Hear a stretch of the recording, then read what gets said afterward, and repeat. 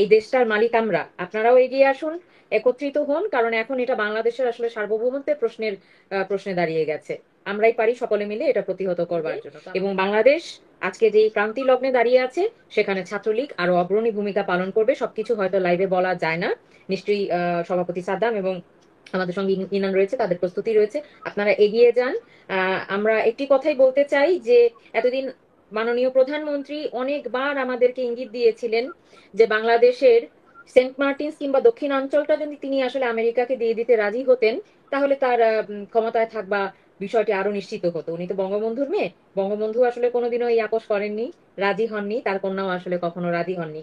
উনি বলেছেন, আমরা এতদিন বিশ্বাস করিনি, তবে এখন সেটা বাংলাদেশের বর্তমানে যে বাস্তবতা, সেখানে সেটা প্রমাণিত হলো। বর্তমান অবৈধ সরকারের ইউনূস সেই জিনিসগুলোই আসলে করছে। এগুলো তো প্রতিহত করবার জন্য শুধু ছাত্রলীগ কেন, এই বাংলাদেশের যত জনগণ, এই দেশটার মালিক আমরা, আপনারাও এগিয়ে আসুন, একত্রিত হন, কারণ এখন এটা বাংলাদেশের আসলে সার্বভৌমত্বের প্রশ্নে দাঁড়িয়ে চেষ্টা গেছে। করি। আরেকজন ভাই বলেছেন পরবর্তী দিক নির্দেশনা কি? দিক নির্দেশনা মাননীয় প্রধানমন্ত্রী বঙ্গবন্ধু কন্যা শেখ হাসিনা স্পষ্ট দিয়েছেন। দিক নির্দেশনা হচ্ছে যে যার জায়গায় স্থানে এখন নেতা। আপনি আপনার জায়গায় নেতা, আপনি আপনার সংগঠনের জন্য, দলের জন্য, দেশের জন্য যা করণীয় আপনিই করুন। কাউকে আপনাকে নির্দেশনা দিতে হবে না, কোনো নির্দেশনার দরকার নেই। শেখ হাসিনার থেকে বড় নেতা আমি ইনান বা আমার সহযোদ্ধা সাদ্দাম নয়। সুতরাং শেখ হাসিনা যখন নির্দেশ দিয়ে দিয়েছেন যে যে যার জায়গা থেকে কাজ করবে, যে যার জায়গা থেকে সেই নেতা হিসেবে রোল প্লে করবে, সুতরাং আপনি সেটি করুন, শেখ হাসিনার নির্দেশনাটুকু পালন করুন। আর যশোর জেলা ছাত্রলীগের সাংগঠনিক সম্পাদক তরিকুল, আপনি প্রশ্ন করেছেন যে যারা পদে রয়েছে তাদের অ্যাক্টিভিটি খুব একটা দেখা যাচ্ছে না। তরিকুল, আপনিও তো যশোর জেলা ছাত্রলীগের খুবই গুরুত্বপূর্ণ সাংগঠনিক সম্পাদকের দায়িত্ব পালন করছেন। তো আপনি ওই যেটি বলবো, নেত্রী যে বলেছেন যে যার জায়গা থেকে কাজ করো, কে সভাপতি কে সেক্রেটারি এগুলো এই মুহূর্তে বিবেচ্য বিষয় নেই, এই মুহূর্তে বিবেচ্য বিষয় হচ্ছে কাজ করা। তো আপনি সেটি করুন। আর একটি প্রশ্ন ছিল যে মূল্যায়নের বিষয়। অবশ্যই যারা এই দুঃসময় দলের প্রয়োজনে কাজ করছে, নিজেদের জীবন বিলিয়ে দেওয়ার মতো ঝুঁকি নিয়েও যারা কাজ করছে, তাদেরকে তো অবশ্যই সামনের দিনে এই দল মূল্যায়ন করবে। আওয়ামী লীগ তো তৃণমূলের নেতাকর্মীদের মূল্যায়নের দলই সবসময় ছিল। আর নেত্রকোনা জেলা ছাত্রলীগের সভাপতি শাওন, তাকে মিথ্যা মামলায় কারাগারে রাখা হয়েছে আজকে 7টি মাস ধরে, কারাগারের অন্ধকার প্রকোষ্ঠে। আমরা অবশ্যই শাওনের মতো যারা রাজবন্দী হয়েছে তাদের নিঃশর্ত মুক্তি চাই। এবং নেত্রকোনার যে শুধু নয়, সারা দেশে যেই যেই জায়গায় আমাদের কমিটিগুলো সাংগঠনিক কার্যক্রম এই মুহূর্তে অনেক ক্ষেত্রে নেই, সেখানে যারা পরবর্তী রয়েছে নেতৃত্ব দেওয়ার মতো, তাদের দিয়ে আমরা কার্যক্রম পরিচালনা করে যাচ্ছি। এবং এটি হয় সময় সময়, যুগে যুগে, কালে কালে এটি হয় সবসময়ই, নেতৃত্বের একটি দ্বিতীয় স্তর তৈরি থাকে। প্রথম স্তরের যে কোনো শূন্যতায় বা অনুপস্থিতিতে তারাই অ্যাক্টিং হিসেবে কাজ করে, এবং এটি শুধু নেত্রকোনা, সকল জেলার ক্ষেত্রেই এটি বলবৎ রয়েছে, থাকবে। আর তৃণমূল নেতাকর্মীদের কাছে বলবো, বঙ্গবন্ধু কন্যা দেশনেত্রী শেখ হাসিনা যে নির্দেশনা বা মেসেজটি দিয়েছেন, সেটি হচ্ছে বার্তা। আপনারা অনেকেই লিখছেন, আমি দেখছি এখানে যে কমেন্ট বক্স, কমেন্টে জায়গায়, যে নির্দেশনা কি, করণীয় কি, কি করতে হবে। নির্দেশনা শেখ হাসিনার নির্দেশনাই যথেষ্ট, স্পষ্ট নির্দেশনা। যে যার জায়গা থেকে প্রতিরোধ গড়ে তুলুন, প্রতিবাদ করুন, এবং যে যার জায়গা থেকে নিজ দায়িত্ব গুণে কাজ করুন, করতে হবে। কারণ আজকে একটি দেশে শুধুমাত্র সবজির দাম কম দেখিয়ে চাল ডাল তেলের যে উচ্চ মূল্যস্ফীতি, আজকে মাছ মাংস তো আকাশ ছোঁয়া দামে, এবং সেই সবজির দাম কম, সবজির দাম কম, সেটি বলেও আজকে সবজিও 100 টাকার নিচে কোনো সবজির কেজি নেই।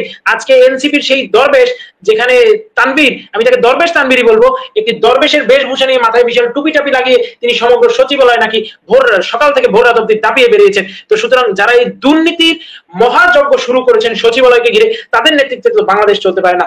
আজকে তথাকথিত ফাপড়বাজ, চাপাবাজ বলবো এক কথায়, বিরাট সেই আশিক, আপনি গ্রিনিজ রেকর্ড করেছেন না কি করেছেন ভাই, সেটি দিয়ে বাংলার মানুষের পেটে ভাত জুটে না। বাংলার মানুষের পেটে ভাত জুটানোর জন্য যদি বিনিয়োগ সম্মেলন করে থাকে, তাহলে স্পষ্টত বলুন আপনার এই বিনিয়োগ সম্মেলন থেকে কি অর্জন হয়েছে, বাংলাদেশে কতটুকু বিদেশি বিনিয়োগ আছে এসেছে। আমরাও একটু মিলিয়ে দেখি বিগত 7, 8, 10 বছরের বিনিয়োগের সাথে এই বছরে আপনার এই বজ্রে এখনই ফসকে গেল, আপনার এই সব ফাপড়বাজির মাধ্যমে কতটুকু বিনিয়োগ এই বাংলায় আসলো, সেটিও আমাদের বিবেচনা করতে হবে। আজকে অবশ্যই আমাদেরকে রুখে দাঁড়াতে হবে, কারণ মঙ্গল শোভাযাত্রার মতো একটি বৈশ্বিক ঐতিহ্য, বৈশ্বিক সংস্কৃতিতেও যখন একটি রাষ্ট্রের অবৈধ ক্ষমতা দখলকারীরা নগ্ন হস্তক্ষেপ করে, তখন কিন্তু অবশ্যই আমাদের রুখে দাঁড়াতে হবে। এবং রুখে দাঁড়িয়েছে কিংবা দাঁড়াচ্ছে, অবশ্যই কাজ হচ্ছে। আজকে যেখানে দেশ কোথায় চলে গিয়েছে, যে মোড়ে মোড়ে রাজনৈতিক দল গড়ে উঠছে, মনে হয় যেন প্রতিটি ঢাকা শহরের প্রতিটি মোড়ে মোড়ে একটি রাজনৈতিক দল গড়ে উঠছে। আম জনতা পার্টি, অমুক ক্ষমতা পার্টি, তমুক দখল গ্রুপ, তমুক রিক্সা গ্রুপ, তমুক টেম্পু গ্রুপ, এইভাবে বিভিন্ন দল গঠন করে তারা কিন্তু আজকে বাংলাদেশের রাজনীতিকে একটি হাস্যরসের জায়গায় নিয়ে যাচ্ছে। এটি কিন্তু শুধুমাত্র যে তাদের দেশের সম্পদ লুট করে খাওয়ার জন্য মানসিকতা, এটি নয়, বরং বাংলাদেশের রাজনৈতিক যে একটি অতীত ইতিহাস রয়েছে, ঐতিহ্য রয়েছে, এটিকে কিন্তু আগামী প্রজন্মের কাছে, তরুণ প্রজন্মের কাছে, আজকে যারা বাংলাদেশের ভবিষ্যৎ, বাংলাদেশের তরুণ কিশোর যুবকরা রয়েছে, তাদের কাছে কিন্তু রাজনীতিকে একটি হাস্যরসের খোরাকে পরিণত করার একটি অপচেষ্টাও রয়েছে। এগুলো কিন্তু আমাদেরকে ভুলে গেলে চলবে না। সুতরাং তৃণমূলের সকল নেতাকর্মীদের উদ্দেশ্যে আমি বলতে চাই, আমাদেরকে অবশ্যই ঘুরে দাঁড়াতে হবে, আমাদেরকে রুখে দাঁড়াতে হবে, আমাদেরকে অবশ্যই কাজ করতে হবে এবং বঙ্গবন্ধু কন্যা দেশরত্ন শেখ হাসিনা সারা বিশ্বের বুকে কাঁপন ধরানো ঐতিহাসিক স্বদেশ প্রত্যাবর্তন এই বাংলাদেশ ছাত্রলীগের নেতাকর্মীরাই নিশ্চিত করবে।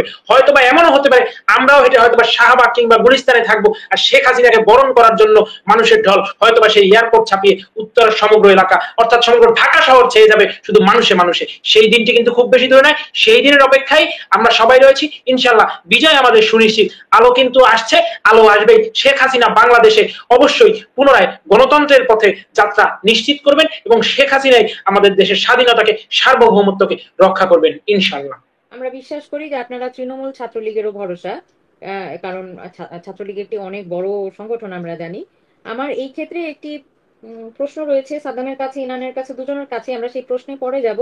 সেটা আপনারা যে দল গোছাচ্ছেন, যদিও ইনান একটু আগে বললো যে ছাত্রলীগের ফিরে আসবার কিছু নেই, ছাত্রলীগ তো রয়েছেই, তারা সক্রিয়ভাবে কাজ করছে।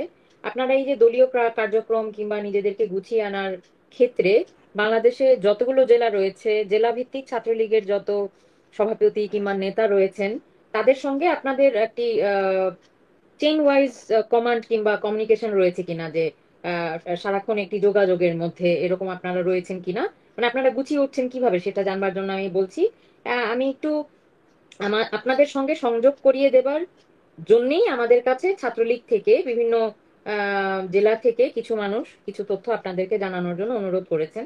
আমি সেগুলি এখন একটু তুলে ধরবো। আমি আশা করি সাদ্দাম আপনিও শুনবেন নিশ্চয়ই।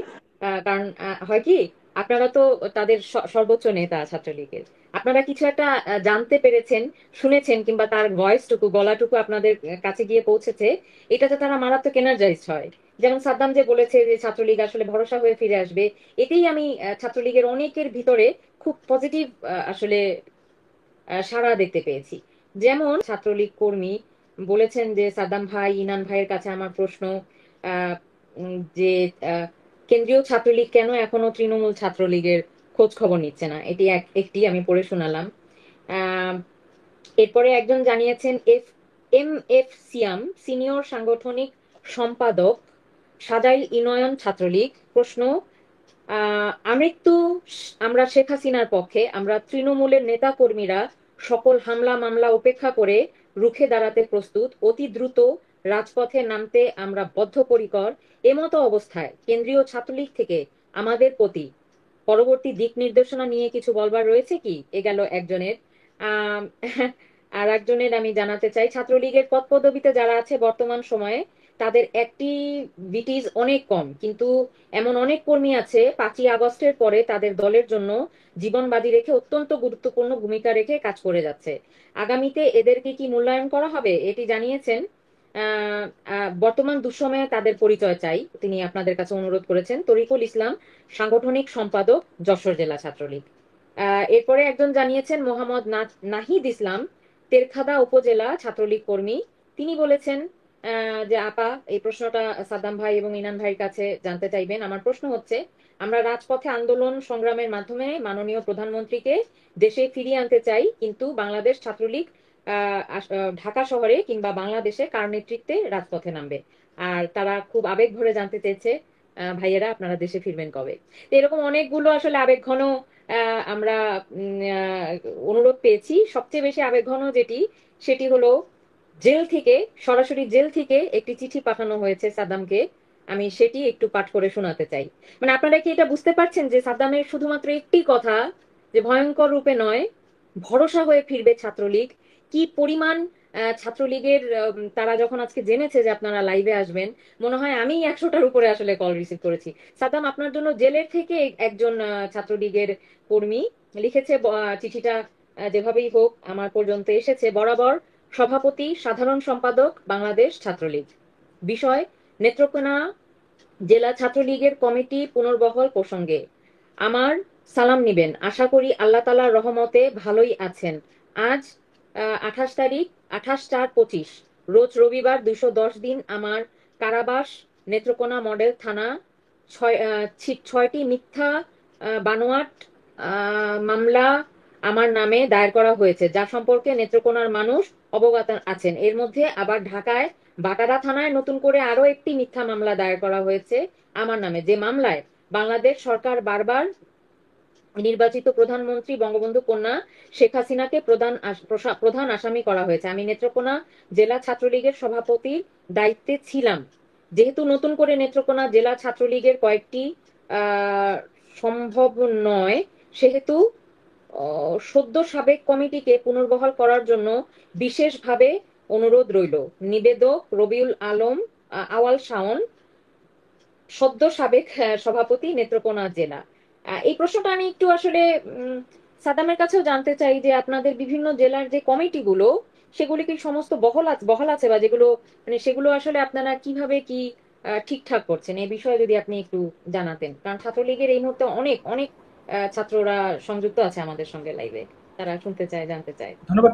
বাস্তবতা হচ্ছে যে আমাদের তৃণমূলের নেতাকর্মীরা কিন্তু ঘুরে দাঁড়িয়েছে, প্রতিবাদ করেছে, প্রতিরোধ করেছে, এবং সত্যি কথা হলো তৃণমূলের নেতাকর্মীরা কখনো কারো নির্দেশনার অপেক্ষায় থাকেনি। 5ই আগস্টের এই ষড়যন্ত্র বাস্তবায়িত হওয়ার পর থেকেই নেতাকর্মীরা কিন্তু গণতন্ত্রের দাবিতে, বঙ্গবন্ধু কন্যার বিরুদ্ধে ষড়যন্ত্রের প্রতিবাদে, সকল কিছুর বিরুদ্ধে, নেতাকর্মীদের উপর অন্যায় অবিচার, জুলুম, নির্যাতন, নিষ্পেষণের বিরুদ্ধে প্রত্যেকটি ক্ষেত্রে আমাদের নেতাকর্মীরা ঘুরে দাঁড়িয়েছে, প্রতিরোধ করেছে, দেয়ালে দেয়ালে জয় বাংলা লিখে দিয়েছে, শেখ হাসিনাতে আস্থা এই স্লোগান মানুষের কাছে পৌঁছে দিয়েছে, সাধারণ মানুষের পাশে দাঁড়িয়েছে। দ্রব্যমূল্য বেড়েছে, সেখানে তারা সহযোগিতা করার চেষ্টা করেছে, মানবিক কর্মকাণ্ড পরিচালনা করেছে।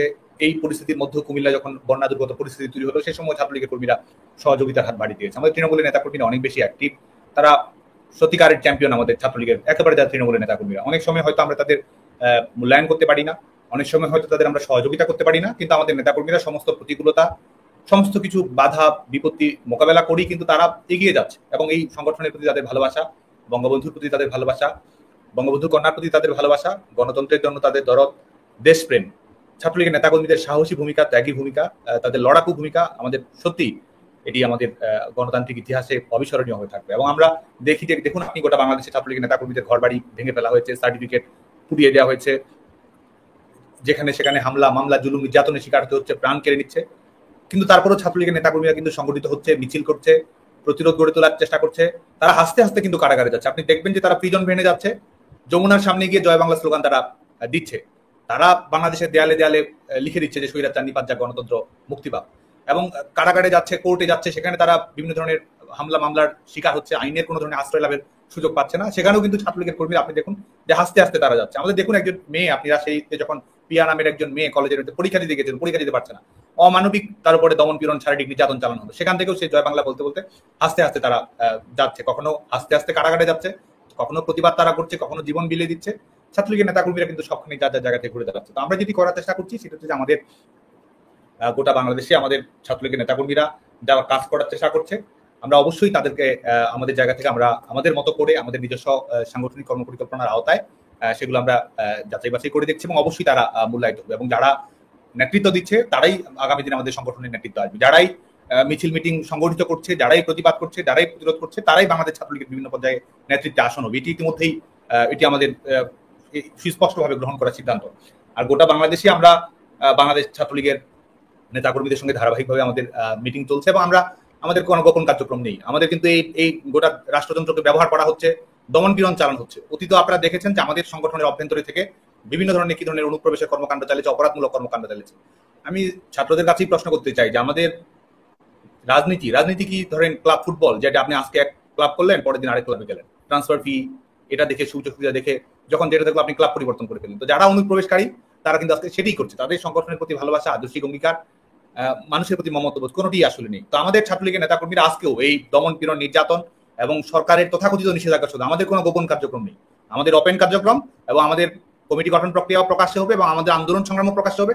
আমরা ঘোষণা দিয়ে বলছি যে আমরা এই দখলদার সরকারের পতন আমরা ঘটাবো, এই ফ্যাসিস্ট শাসন ব্যবস্থাকে চূর্ণ বিচূর্ণ করে দিয়ে বাংলাদেশে গণতন্ত্রের অধিকার আমরা ফিরে দেবো।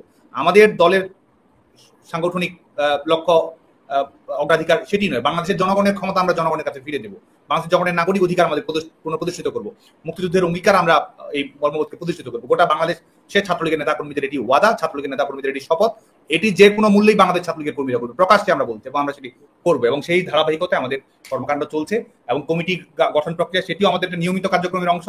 আমাদের আজকে এই দখলদার সরকার ঘোষণা দিয়ে বেড়াচ্ছে বিভিন্নখানে পুলিশদেরকে ছাত্রলীগের নেতাকর্মীদের তালিকা সংগ্রহ করার প্রয়োজন। আমাদের সবকিছু প্রকাশ্য, আমাদের সেটি ফেসবুক ওয়েবসাইট, যদিও তারা আমাদের, আপনি জানেন যে আমাদের এক ধরনের সাইবার আক্রমণের শিকার হয়েছে। আমাদের ফেসবুক সবকিছু আমাদের প্রকাশ্যে কার্যক্রম চলছে এবং প্রকাশ্যেই কার্যক্রম চলবে। যত আঘাত করবে ততই আমরা বিশ্বাস করি যে আমরা প্রবল প্রতিরোধে আমরা অবশ্যই ঘুরে দাঁড়াবো।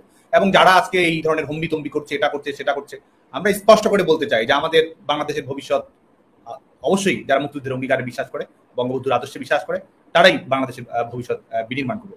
বঙ্গবন্ধু কন্যার নেতৃত্বে বাংলাদেশের ইতিবাচক রাজনীতি, তারাই বাংলাদেশের ভবিষ্যতে তারা হাল ধরবে। এবং আমরা তৃণমূলের নেতাকর্মীদেরকে আমরা সেটি বলতে চাই যে তারা যে সাহসিকতার সঙ্গে ভূমিকা পালন করছে সেটি আমরা অবশ্যই মূল্যায়ন করবো। যারা সাহসিকতার সঙ্গে আছে তাদেরকে সাংগঠনিক কাঠামো আমরা আওতাভুক্ত করব এবং জেলা পর্যায়গুলোর সঙ্গে আমাদের ধারাবাহিকভাবে আমরা কাজ করার চেষ্টা করছি, সেটি আমরা অব্যাহত রাখবো। এবং আমাদের নেতাকর্মীদের অনেক সময় চয়েস করার ক্ষেত্রে, অনেক সময় মূল্যায়ন করার ক্ষেত্রে অনেক সময় আমাদের ভুল ত্রুটি হয়েছে, এটি আমরা নির্বিবাদে আমরা একেবারে খোলা মনে এটি স্বীকার করি এবং সেই সব ভুল ত্রুটি সংশোধন করেই নেতাকর্মীদের কমিটমেন্ট, তাদের স্যাক্রিফাইস, তাদের লড়াই, তাদের সংগ্রাম, তাদের সাহস, এটির উপর ভর করেই আমরা ভবিষ্যতে বাংলাদেশ ছাত্রলীগের পথ চলা নির্ধারণ করবো। বাংলাদেশ ছাত্রলীগের নেতাকর্মীদেরকে অভয় দেওয়ার কিছু নেই। বাংলাদেশ ছাত্রলীগের নেতাকর্মীরাই আমাদের গোটা দেশকে অভয় দিবে। আমাদের ছাত্রলীগের নেতাকর্মীদেরকে সাহসী বলার কিছু নেই। ছাত্রলীগের নেতাকর্মীদের লড়াই সাহসী আমাদের জন্য অনুপ্রেরণা। ছাত্রলীগের নেতাকর্মীদের অকুতভয় বলার কিছু নেই, তাদের অকুতভয় লড়াই আমাদের প্রেরণা। এবং আমাদের ঘুরে দাঁড়ানোর, আমরা বিশ্বাস করি যে আমাদের গণতন্ত্র পুনঃপ্রতিষ্ঠা করার মাধ্যমেই আমরা আমাদের যে কাঙ্ক্ষিত লক্ষ্য সেটিতে আমরা প্রত্যাবর্তন করব। আমি আমার খুবই ভালো লাগলো এই মুহূর্তে যারা শুনছেন, প্রকৃত নেতার মতনই খুব বীরদর্পে সাহসিকতার সাথে সাদ্দাম বললেন যে তিনি আসলে তার যে সুন্দরভাবে স্বীকার করলেন কিছু জিনিস, এটা আসলে একজন নেতার লক্ষণ। আমরা দেখতে পাচ্ছি যে হ্যাঁ, এত কিছু হবার পরেও আসলে ছাত্রলীগকে দমিয়ে রাখা সম্ভব হচ্ছে না, এবং এত অত্যাচারের পরেও ছাত্রলীগ আসলে কাজ করে যাচ্ছে। এবং এই মুহূর্তে যারা মাঠ পর্যায়ে কিংবা মাঠে একেবারে এই মুহূর্তে বাংলাদেশে যারা জীবন ঝুঁকি নিয়ে কাজ করছেন, তাদের অভিজ্ঞতায় আসলে ছাত্রলীগের এই বর্তমানে কি অবস্থা, তারা কি কি ফেস করছেন, এরকম একজন আমাদের সঙ্গে সংযুক্ত আছেন, ছাত্রলীগ কর্মী, তৃণমূল কর্মী, আমাদের রাব্বি ভাই। আমাদের তাকে কি আসলে আমাদের সঙ্গে সংযুক্ত করা যায়? হ্যাঁ, আবির হোসেন রকি। রকি, আমরা তুমি তোমার দুই নেতার সাথে সংযুক্ত হয়েছো এই মুহূর্তে। আমরা তোমার কাছ থেকে একটু জানতে চাই যে তুমি যে এলাকা, সেটা যদি তোমার নিরাপত্তার কোনো ব্যাঘাত না ঘটে তবেই মাত্র বলো, যে কি অবস্থা আসলে এখন তোমার এলাকায় ছাত্রলীগের মাঠ পর্যায়ের বিষয়গুলো কিরকম রয়েছে। তুমি তোমার নেতাদের সঙ্গে কথা বলতে পারো ওখানে। প্রথমে আমি শোনাচ্ছি আপু? জি, হ্যাঁ, শোনা যাচ্ছে এখানে। আচ্ছা। প্রথমেই অসংখ্য ধন্যবাদ আমাকে আপনাদের এই জায়গায় আমাকে সুযোগ করে দেওয়ার জন্য, এবং সাদ্দাম ভাই, ইনান ভাই, তাদেরকেও আহ, আহ, আহ, ধন্যবাদ। আমি আসলে প্রথম আসছি, এই জন্য আমার একটু কথাগুলো নিয়ে হচ্ছে। তো আসলে কি বলবো, বলার হচ্ছে যে সাদ্দাম ভাইয়ের বাসার পাশেই আমাদের বাসা, পঞ্চগড় জেলায় উনি। ওনার বাড়িতেও রিসেন্ট হামলা হয়েছে, প্রথমেও হামলা হয়েছিল, এবং রিসেন্ট ওনার বাড়িতে আবার হামলা হয়েছে। তো যাই হোক, আমাদের ঠাকুরগাঁও জেলায় যে নেতাকর্মীদের মোটামুটি ছাত্রলীগের যারা আছে, তাদের অবস্থা বলতে গেলে খুব একটা ভালো না, সবাই বাড়িঘর ছাড়া।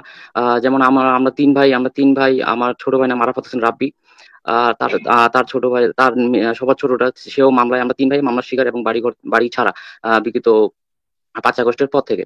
তো 5 আগস্টের পর থেকে আসলে 5 আগস্ট থেকে পর থেকে বললাম, 5 আগস্ট থেকেই আমি ব্যক্তিগতভাবে মনে করছি যে আমরা যখন রাজনীতি ছাত্রলীগ শুরু করি তখন আমাদের একটা সুসময় ছিল, এবং সেই সুসময় থেকে আমরা ছাত্রলীগ রাজনীতি করছি। আমরা কিন্তু এত খারাপ সিচুয়েশন, এত কিছু শুনে আসছি, পড়ছি, এখন দেখতেছি, এখন অনুভব করতেছি। তো আসলে আমরা বঙ্গবন্ধুকে বিশ্বাস করি, মাননীয় প্রধানমন্ত্রী শেখ হাসিনার কে বিশ্বাস করি, আওয়ামী লীগকে বিশ্বাস করি, মুক্তিযুদ্ধকে বিশ্বাস করি।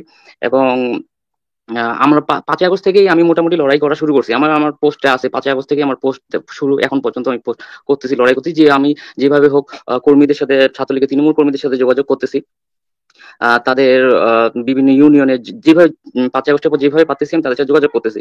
তো আমার মনে হয় যে আসলে তৃণমূলের কিছু মানে আছে, যে তৃণমূল, যেমন আপনার কয়েকজন আপনাকে করছে, তার মধ্যে একটা প্রশ্ন আমি দেখলাম যে তৃণমূলে একজন বলছে যে সাদ্দাম ভাইকে বা ইনান ভাইকে প্রশ্ন করছে যে তারা কেন খবর নেয় না। আসলে তারা তো আর মানে এটা মানে রাগের ইয়া না, মানে তারা সবসময় সবার খবর নিচ্ছে, তারা বিভিন্ন জেলায় এখন প্রতিটা ঘরে ঘরে যাচ্ছে, আর খবর তো নেওয়া সম্ভব না, কারণ মোটামুটি কেউই নেই।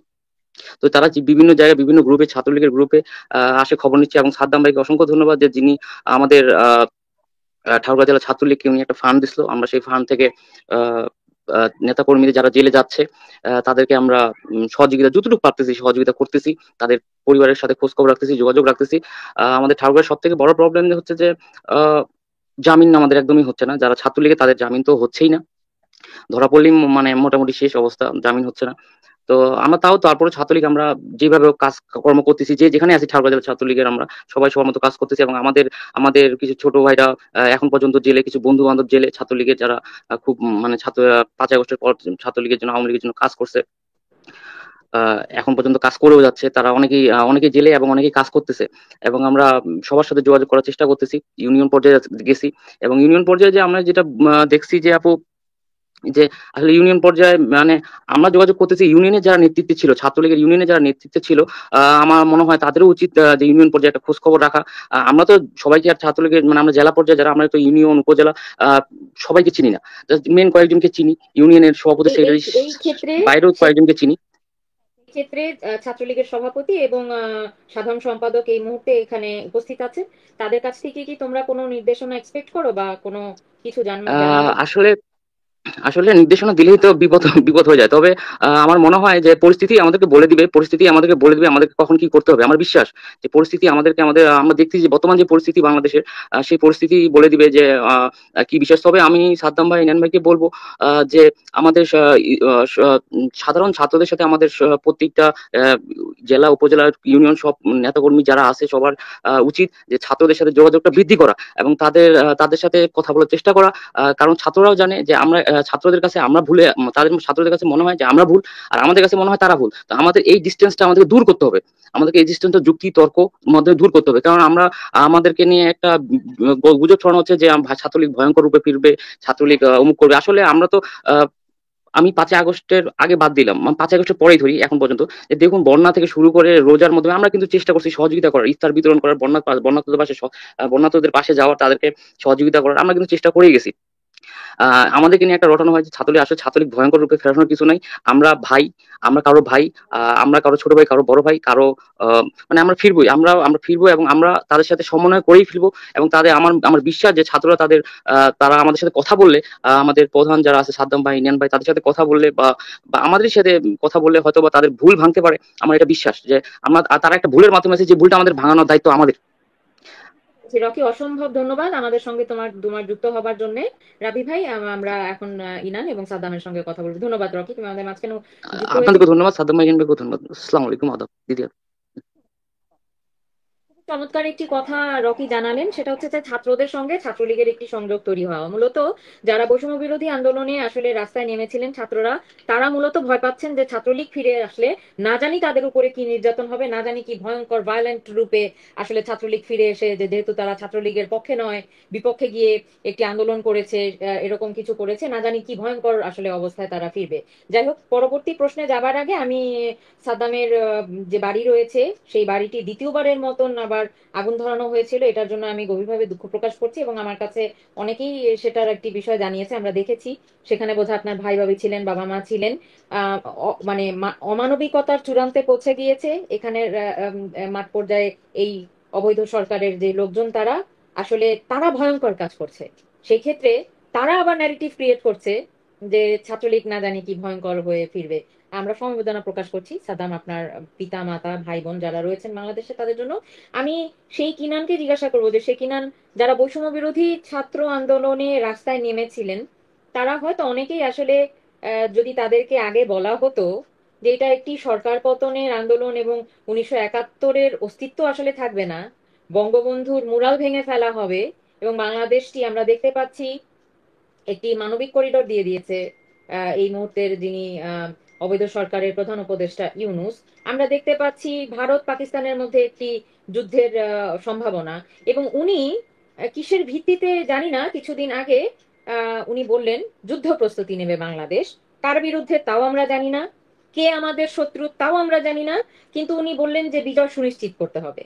আহ এই অদ্ভুত বিষয়টা সম্পর্কে, এবং আপনি হয়তো জানেন আরাকান আর্মি ঢুকে গেছে চিটাগং এর মধ্যে, এরকম কিছু বিষয়।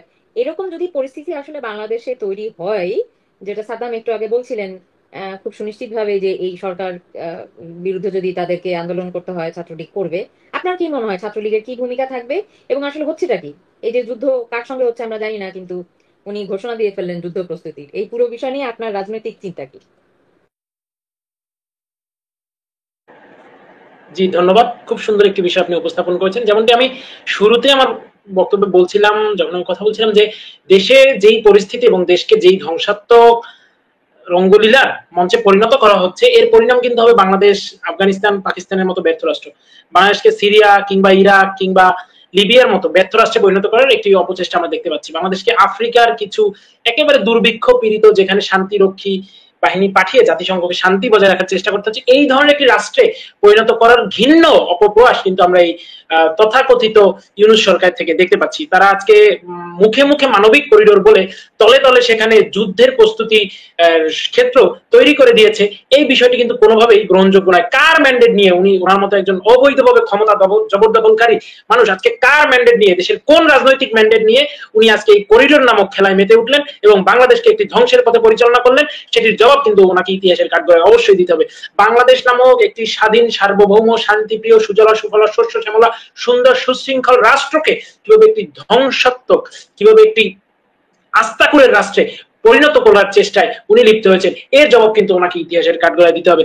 আজকে দেখুন দেশকে কোন ভয়াবহ পরিস্থিতির দিকে নিয়ে যাচ্ছে। উনি তো ঠিকই বলেছেন, উনি তো যুদ্ধের জন্য প্রস্তুতি নিয়েছেন, উনি তো যুদ্ধের জন্য প্রস্তুত, কারণ উনি জানে যে ৭১-এ সেই মহান স্বাধীনতা যুদ্ধের সময় ওই পাকিস্তানি হানাদাররা এবং তাদের তাবেদাররা, রাজাকার আল বদর আল শামসাও এদেশে যুদ্ধ করেছিল, তারাই বরং যুদ্ধ শুরু করে পরবর্তীতে পরাজিত হয়েছিল। এবং এবারের যুদ্ধটাও যারা শুরু করেছে স্বাধীনতার সপক্ষ শক্তির বিরুদ্ধে, এবারের যুদ্ধটা যারা শুরু করেছে মুক্তিযুদ্ধকে নিশ্চিহ্ন করে দেওয়ার লক্ষ্যে, এবারের যুদ্ধটা যারা শুরু করেছে, আপনি যেমনটি বলছিলেন যে বঙ্গবন্ধুর মুরাল ভাঙাটাই যেন একমাত্র উদ্দেশ্য ছিল, এই উদ্দেশ্যে যারা যুদ্ধ শুরু করেছে তাদের যুদ্ধের প্রস্তুতি যতই বেশি থাকুক, এই বাংলার মানুষকে সাথে নিয়ে মুক্তিযুদ্ধের সপক্ষ শক্তি তাদেরকে এই যুদ্ধে অবশ্যই পরাজিত করবে। সেটা যেই যুদ্ধই বলেন আপনি, মেধার যুদ্ধ বলেন, অনলাইন যুদ্ধ বলেন, অফলাইন যুদ্ধ বলেন, রাজপথের যুদ্ধ বলেন, অথবা সেটা যে ধরনের যুদ্ধ হোক। ৭১ সালেও ওই পৃথিবীর অন্যতম পরাশক্তি হয়েও পাকিস্তান আমাদেরকে দাবিয়ে রাখতে পারেনি। আর এখনো বলছি, ইউনূস যতই চেষ্টা করুক, যতই পুলিশকে মেরে, হাজার হাজার পুলিশকে মেরে, থানা পুড়িয়ে, পুলিশের অস্ত্র লুট করে,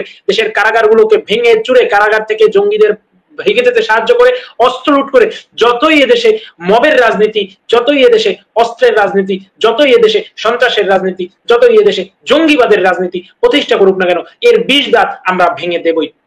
আজকে দেখেন কোথায় পরিবেশ চলে গিয়েছে, যে জাহাঙ্গীরনগর বিশ্ববিদ্যালয় ছাত্রলীগের সাংগঠনিক সম্পাদক ছিল আমাদের শামীম মোল্লা, সেই শামীম মোল্লাকে পিটিয়ে মারা হয়েছে তার শিক্ষা প্রতিষ্ঠানে। ৪ ঘন্টা ধরে টানা নির্যাতন করে আমার ভাই, আমাদের ভাই শামীম মোল্লাকে পাশবিকভাবে, অমানবিকভাবে হত্যা করা হয়েছে। আজকে যখন জাহাঙ্গীরনগর বিশ্ববিদ্যালয় দেখতে পাই যে তথাকথিত আন্দোলনকারীদের দাবির মুখে ২৫৯ জন ছাত্রলীগের নিরীহ কর্মীকে বহিষ্কার করা, সেখানে হৃদয়ে রক্তক্ষরণ হয়। আমরা ভাবি যে পৃথিবীর ইতিহাসে এই ধরনের মানবাধিকারের লঙ্ঘনের কোনো সুনির্দিষ্ট ঘটনা রয়েছে কিনা, সেটি আসলেই অবাক করে যে শামীম মোল্লা মৃত ব্র্যাকেটে বহিষ্কারের তালিকায় ১ নম্বরে। আপনি ভাবতে পারেন কতটা জঘন্য, কতটা ঘৃণ্যতম একটি রাষ্ট্র ব্যবস্থা আমাদের দেশকে ঠেলে দিয়েছে এই অবৈধ ইউনূস সরকার। আজকে আপনি একবার চিন্তা করে দেখুন, আজকে স্বাধীনতার সপক্ষ শক্তি নিয়ে যেই অভিনেতা অভিনেত্রীরা কথা বলছেন, তাদের বিরুদ্ধে একের পর এক মামলা হচ্ছে। আজকে সুবর্ণা মোস্তফা, দেশ বরেণ্য, শুধু বলবো না, বিশ্ব বরেণ্য একজন অভিনয় শিল্পী বাংলাদেশের, তাকে আজকে হত্যা মামলায় ফাঁসানোর চেষ্টা করা হচ্ছে, হত্যা মামলা তাদের বিরুদ্ধে দেওয়া হচ্ছে। সেই টিপকাণ্ডের ঘটনা আমরা সবাই জানি। একজন নারীর স্বাধীনতায় বাধা প্রদানকারী, একজন নারীর সুষ্ঠু, সুন্দর, সাবলীল চলাফেরায় বাধা প্রদানকারী সেই ঘটনাকে আজকে কিভাবে অভিনেতা অভিনেত্রীদের বিরুদ্ধে ব্যবহৃত করা হচ্ছে আমরা কিন্তু দেখতে পাচ্ছি। আজকে কি সুন্দরভাবে মেটিকুলাস ডিজাইনের অংশ হিসেবে আমাদের বাংলাদেশের ক্রিকেটের হোম অফ গ্রাউন্ড বিসিবি, সেই বিসিবি থেকে কিভাবে শত শত কোটি টাকা লোপাট করা হচ্ছে, এবং সেটিকে কিন্তু খুব অকপটেই ওই দুর্নীতিবাজ উপদেষ্টা এবং তার দুর্নীতিবাজ ক্রিকেট বোর্ডের সভাপতি বলছেন যে এক ব্যাংক থেকে টাকা সরিয়ে আমরা অন্য ব্যাংকে রাখছি। কি সেলুকাস, কি বিচিত্র, কি সুন্দর যুক্তি তাদের। আজকে যেখানে দেখেন একজন এই অবৈধ উপদেষ্টা হয়ে তার বাবার লাইসেন্স কাণ্ডকে তিনি কিভাবে বৈধতা দেওয়ার চেষ্টা করছেন আমরা কিন্তু দেখতে পাচ্ছি। আজকে একজন মানুষকে প্রশ্ন করার কারণে তিনজন সাংবাদিকের চাকরি চলে গেল। ফ্রিডম অফ প্রেস, সংবাদপত্রের স্বাধীনতা, বাক স্বাধীনতা, কিসের স্বাধীনতা, কোথায় স্বাধীনতা আমি জানতে চাই। আপনিও তো একজন সংবাদকর্মী, আপনি বলুন আজকে কোথায় সেই স্বাধীনতা? আজকে এটির এইরকম নজির পৃথিবীর। এবং তাদের দিক থেকে বলা হয়েছে যে প্রশ্নের নামে শয়তানি সাংবাদিকতা নাকি বাংলাদেশে শুরু হয়েছে। সেই জায়গায় আমি একটু বলতে চাই, তাহলে আওয়ামী লীগকে কেন ফ্যাসিস্ট বলা হয়, তাহলে আওয়ামী লীগ আমলে তো এরকম করে চাকরি চলে যাওয়ার ঘটনা আমরা শুনিনি।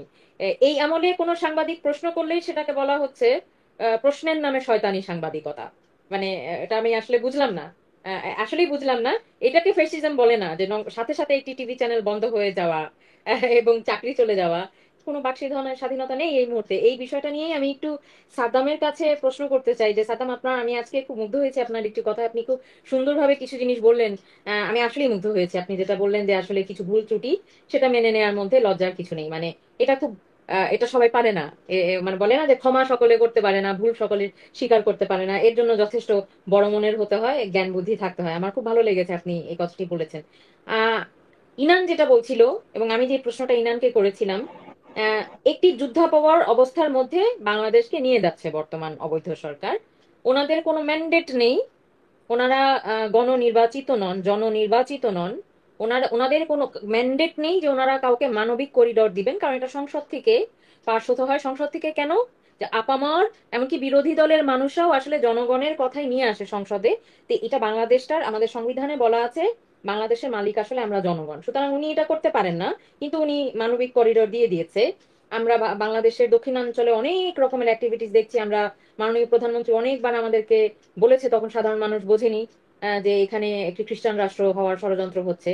এখন বাংলাদেশকে যদি উনি সত্যি এরকম একটি যুদ্ধাবস্থার মধ্যে আসলে ঠেলে দেয়, যেটা ইনান বলছিল 52-তে, 71-এ, ছাত্রলীগ কেবলমাত্র তখনই ভয়ঙ্কর হয় যখন বাংলাদেশ সার্বভৌমত্বের প্রশ্নে আসলে সার্বভৌমত্ব চলে যাওয়ার প্রশ্নের সম্মুখীন যখন হয়। এরকম পরিস্থিতি যদি আসলেই তৈরি হয়, ছাত্রলীগের জন্য আপনার কি বলবার থাকবে, এবং ছাত্রলীগের নেতা হিসাবে আসলে আপনি কি মনে করেন ছাত্রলীগের এখানে ভূমিকা কি থাকবে?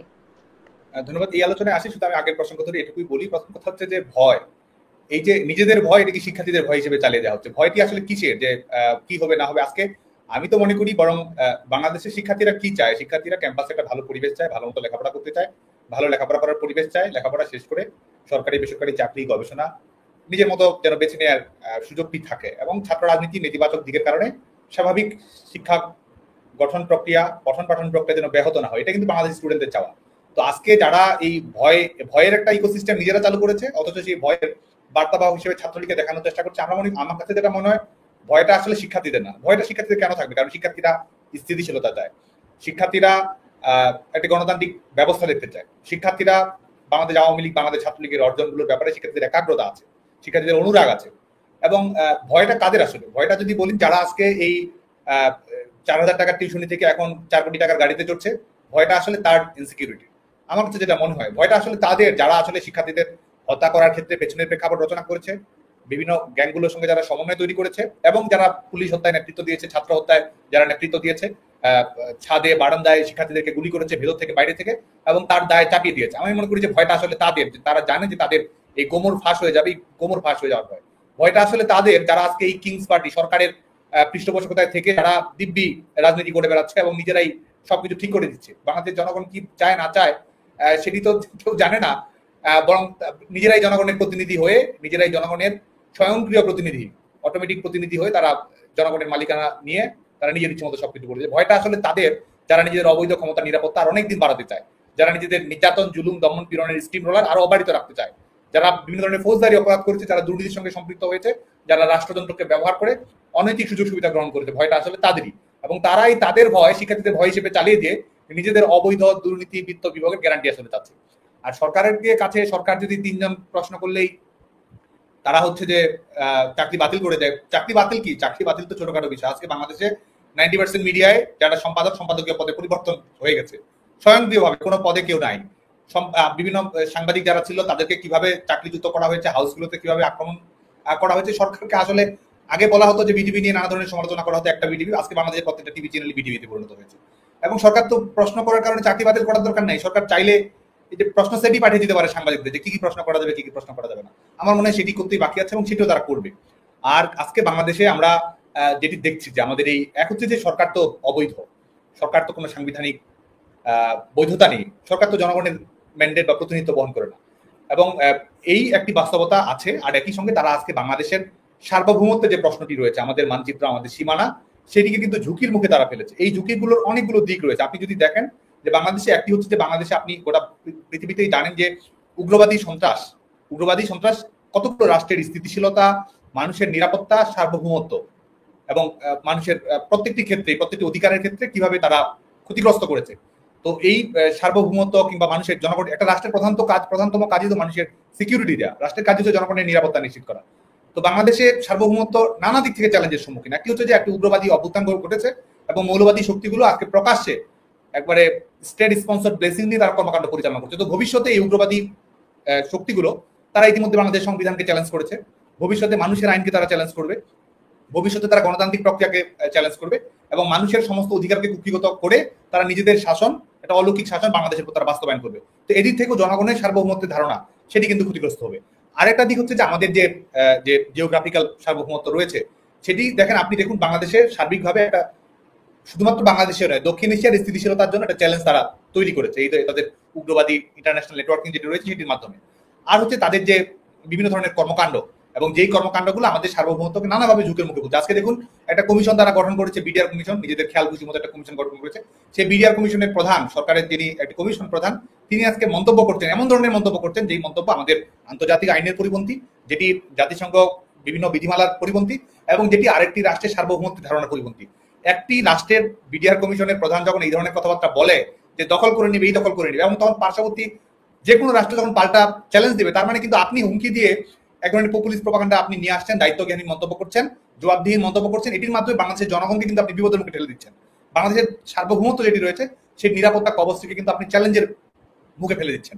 তো এই বাস্তবতার মুখে বাংলাদেশ রয়েছে। আরেকটা দিক হলো যে আমাদের এই আজকে দেখুন যে আমাদের এই পার্শ্ববর্তী রাষ্ট্রে যখন আরাকান, রাখাইন, রোহিঙ্গা এবং বিভিন্ন বিষয় নিয়ে যখন একটা সংকটময় পরিবেশ পরিস্থিতি তৈরি হয়েছে, একটি হচ্ছে যে ইতিমধ্যে আমাদের এখানে 12 লাখ রোহিঙ্গা রয়েছে, যেটি শেখ হাসিনা সরকার যেটি ইতিমধ্যে একটি প্রক্রিয়ার মধ্যে নিয়ে এসেছিল, যেটির মাধ্যমে রোহিঙ্গা প্রত্যাবাসনের প্রক্রিয়া কিন্তু সুনিশ্চিত হয়েছিল এবং যেখানে সংশ্লিষ্ট সকল পক্ষকে সমন্বয় করে শেখ হাসিনা সরকার সেটির সূচনা করেছিলেন। আজকে তারা বললো যে পরের ঈদে, এবং তারা একবার তো ঘোষণা দিয়েই দিল যে জান্তা সরকার, তারা মিয়ানমারের জান্তা সরকার রোহিঙ্গাদের ফেরত নেবে। তারা বলছে রোহিঙ্গাদের ফেরত নেবে, তারা বলার পরে আমরা দেখলাম যে আবার 2 লাখ রোহিঙ্গার ঢল আমরা কিন্তু বাংলাদেশে দেখতে পেয়েছি। আমরা দেখতে পেয়েছি যে এখানে বিভিন্ন নন স্টেট যারা আর্মি রয়েছে তারা বাংলাদেশের অভ্যন্তরে ঢুকে বিভিন্ন ধরনের উৎসব তারা করছে অস্ত্র সহ, এটি কিন্তু আমরা দেখতে পাচ্ছি।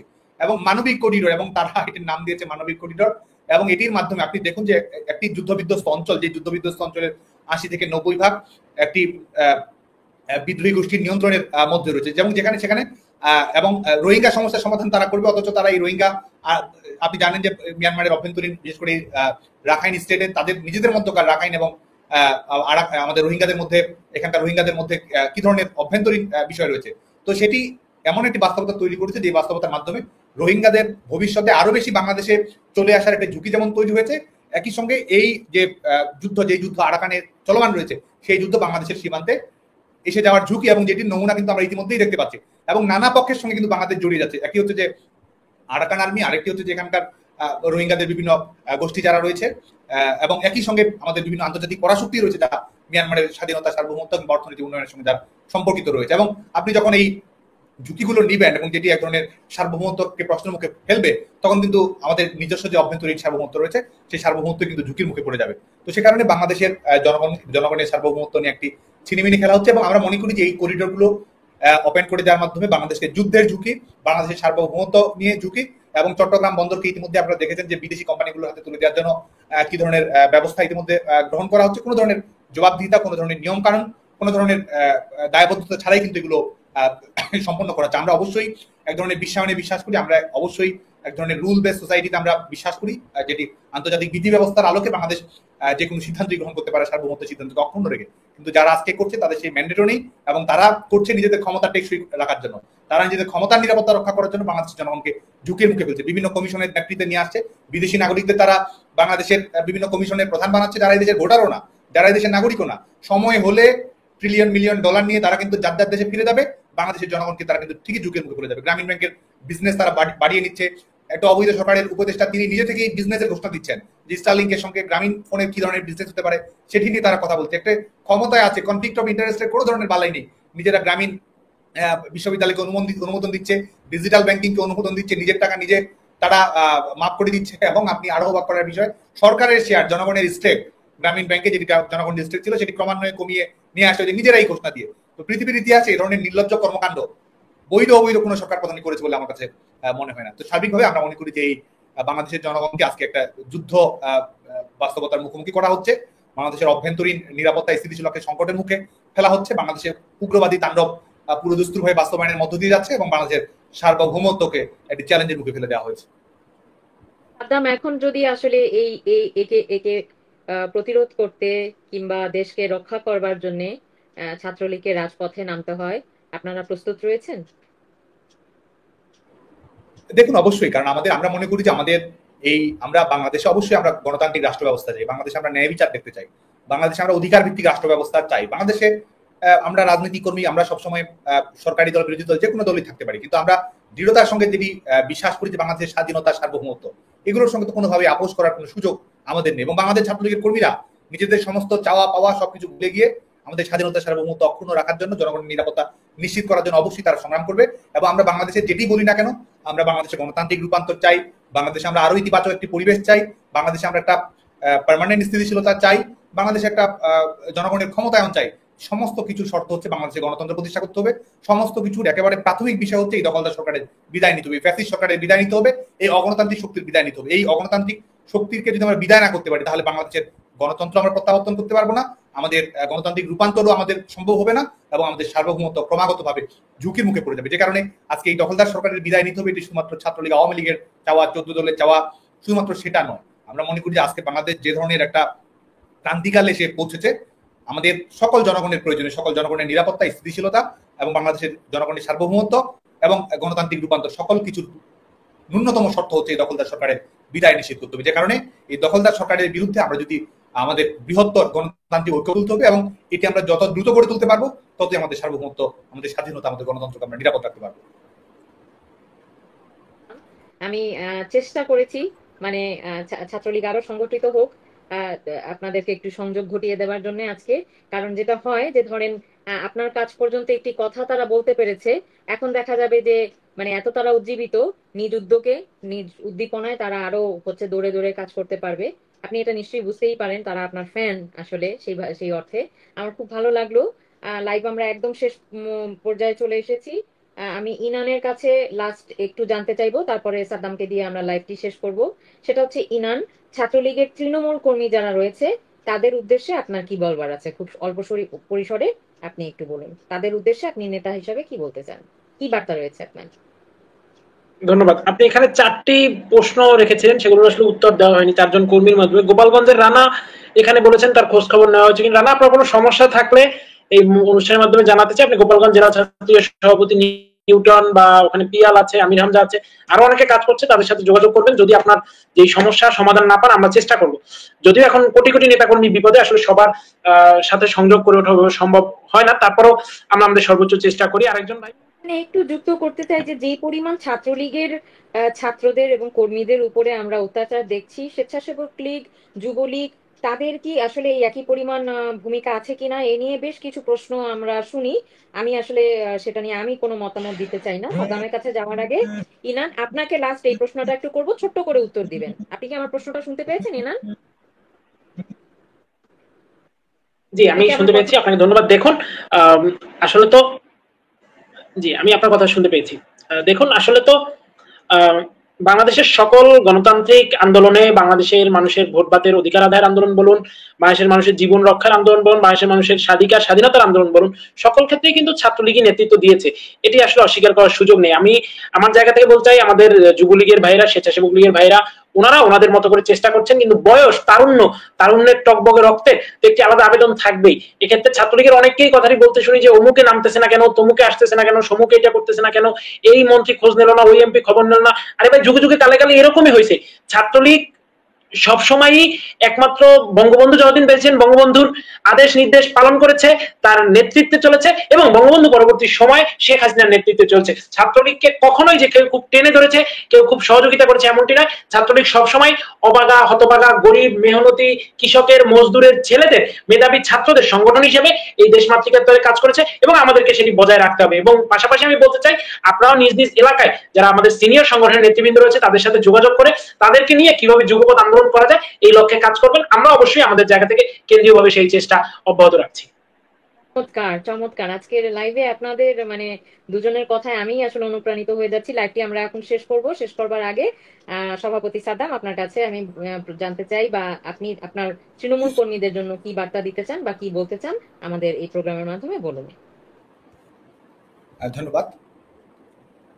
আজকে আমরা বাংলাদেশ ছাত্রলীগের সমস্ত স্তরের নেতাকর্মীদের প্রতি আহ্বান জানাই যে আমাদের যে ঐক্যবদ্ধ সংগ্রাম গণতন্ত্রের জন্য, মানবাধিকার প্রতিষ্ঠার জন্য, বঙ্গবন্ধু কন্যার দেশস্বপ্ন শেখ হাসিনার ভিশন এবং মিশন বাস্তবায়ন করার জন্য, সেই লক্ষ্যে অটুট থেকে আমাদের ঐক্যবদ্ধভাবে পথ চলতে হবে। সাধারণ শিক্ষার্থীদের সঙ্গে সংযোগ আমাদের বৃদ্ধি করতে হবে। নিজেদের মধ্যকার সংবেদনশীলতা, সাধারণ শিক্ষার্থীদের সঙ্গে সংযোগ, প্রত্যেকটি ক্ষেত্রেই আমাদের সৃজনশীলতার প্রমাণ রাখতে হবে। এবং যে প্রতিকূল পরিস্থিতি আমরা মোকাবেলা করছি, যে চ্যালেঞ্জ আমরা মোকাবেলা করছি, যে ঝুঁকি আমাদের নেতাকর্মীদেরকে গ্রহণ করতে হচ্ছে, এই বাস্তবতা অনুযায়ী যেভাবে সংগঠনকে বিকশিত করা যায়, নিজেদের শক্তিশালী করা যায়, নেতাকর্মীদের নিরাপত্তা নিশ্চিত করা যায়, সেই লক্ষ্যে আপনারা কৌশলী হবেন, অগ্রণী হবেন। এবং আমাদের লড়াই করার কোনো বিকল্প নেই। লড়াই করার মাধ্যমে আমাদেরকে বিজয়ী হতে হবে এবং নিশ্চিত থাকেন যে আমরা অবশ্যই বিজয়ী হব। আমাদের ঝটিকা মিছিল একসময় বাংলাদেশে গণজাগরণে পরিণত হবে। আমাদের 200-500 জনের মিছিল বাংলাদেশে একসময় লাখো মানুষের মিছিলে পরিণত হবে। আমাদের স্লোগান একসময় গোটা বাংলাদেশের রণধ্বনিতে পরিণত হবে এবং বাংলাদেশ ছাত্রলীগে নেতৃত্ব দেবে সেই যুগপৎ আন্দোলন সংগ্রামে। এবং বাংলাদেশ ছাত্রলীগের কর্মী যারা রয়েছে, আমরা দেশ গড়া রাজনীতি করেছি, বঙ্গবন্ধু কন্যার নেতৃত্বে ইতিবাচক ছাত্র রাজনীতি করার চেষ্টা করেছি, শিক্ষার্থীদের প্রত্যাশা অনুযায়ী যতদূর সম্ভব আমরা কাজ করার চেষ্টা করেছি।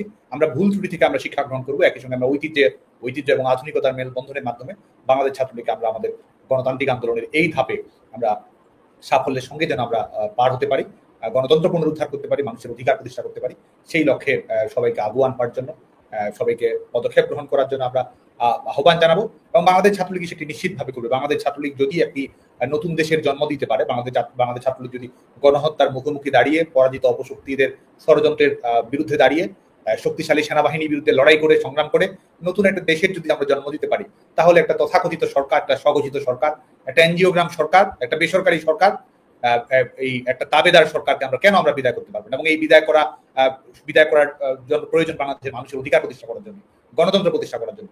এবং এই দখলদার ফ্যাসিস্ট সরকারের অবশ্যই পতন নিশ্চিত করে বাংলাদেশের জনগণের ক্ষমতায়ন নিশ্চিত করতে হবে, মুক্তিযুদ্ধের অঙ্গীকার প্রতিষ্ঠিত করতে হবে, বঙ্গবন্ধু কন্যার দেশস্বপ্ন শেখ হাসিনার অসাধারণ স্বদেশ প্রত্যাবর্তন বাংলার মাটিতে নিশ্চিত করতে হবে। জনগণের প্রিয় নেত্রী জনগণের কাছে বীরের মধ্যে প্রত্যাবর্তন করবেন।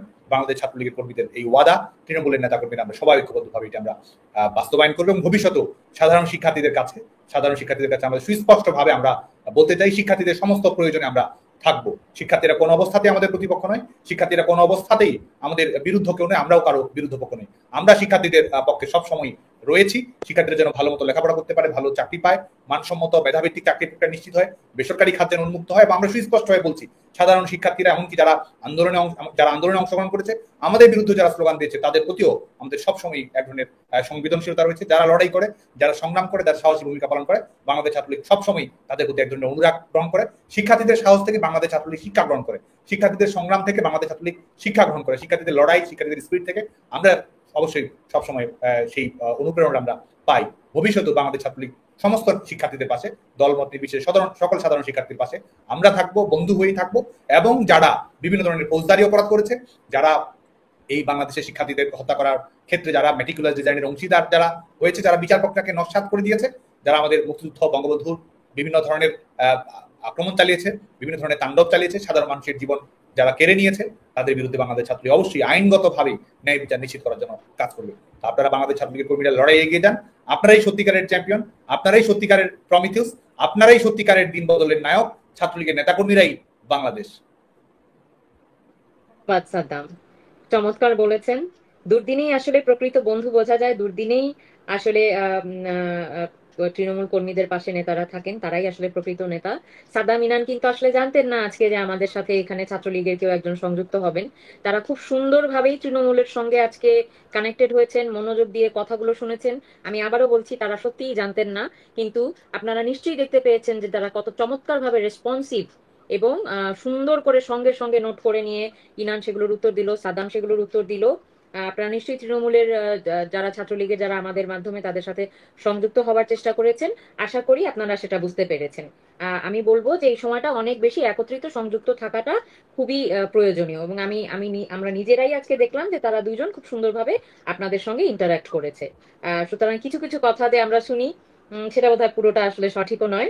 কারণ আমরা নিজেরাই দেখলাম যে তারা খুব সুন্দরভাবে আসলে আজকে আমাদের মাধ্যমে আপনাদের সঙ্গে সেই সংযুক্তটা হলেন। আমরা ছাত্রলীগের মঙ্গল কামনা করি এবং বাংলাদেশ দুর্দিনে আসলে সবসময় ছাত্রলীগ অগ্রণী ভূমিকা পালন করেছে। আর আমি বিশ্বাস করি ছাত্রলীগ ভয়ঙ্কর রূপে নয়, ভরসা হয়েই বাংলাদেশে ফিরবে।